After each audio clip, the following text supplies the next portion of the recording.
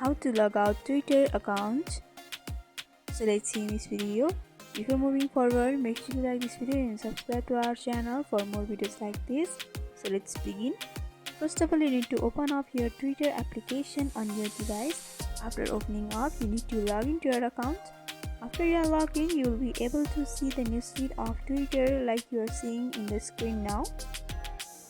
So in order to log out, you have to first tap on the profile icon in the left upper corner, and from over here you have to scroll down a little bit and you'll be able to see the settings and support.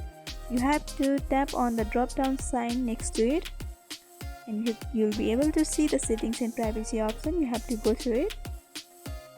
Under settings and privacy, you have to go for your account option.